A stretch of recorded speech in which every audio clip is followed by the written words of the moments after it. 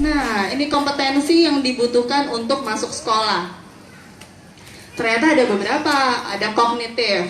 Nanti kita akan lihat lebih lanjut ya. Ada sosial, emosional, dan juga fisikal. Kalau kognitif tuh biasanya berhubungan sama kemampuan kecerdasan.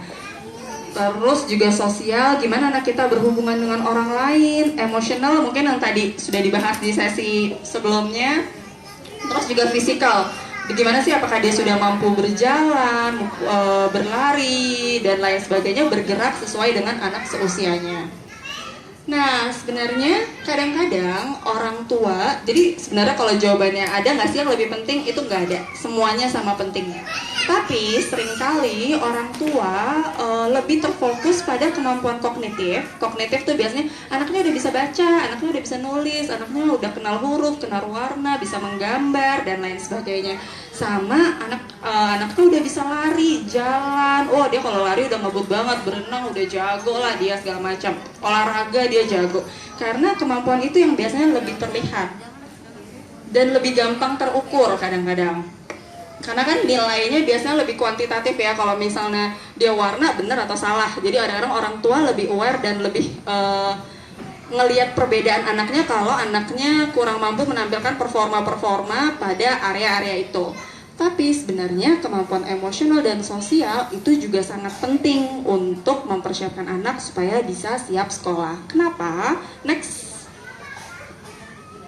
Nah, karena kalau kemampuan sosial dan emosionalnya dia nggak ajak, belum kuat, ternyata resiko untuk ada konflik antara anak dengan lingkungan sekolahnya, bisa dengan guru, bisa dengan pelajaran, bisa dengan teman, itu malah lebih besar.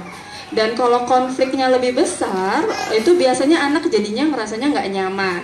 Kalau nggak nyaman, biasanya pada anak yang lebih kecil ya, terutama, itu biasanya jadi malas sekolah, mogok, nangis, hal-hal yang akhirnya malah mempengaruhi prestasi akademiknya kan. Bayangkan kalau misalnya anak ini udah jago nulis, udah bisa berhitung, udah bisa membaca untuk anak TK, itu kan berarti dia udah bagus banget nih. Tapi dia nggak mau sekolah. Kira-kira bisa berkembang nggak kemampuannya dia? Itu, jadi sedangkan kemampuan emosional dan sosialnya ini yang membantu dia untuk bertahan menghadapi situasi-situasi nggak nyaman.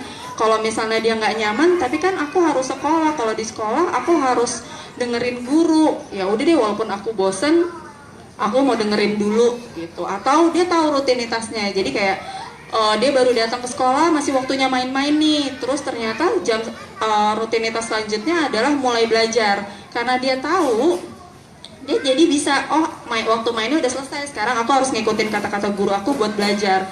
Nah, kemampuan yang mempengaruhi dia untuk berperilaku itu adalah kemampuan sosial dan emosional gitu.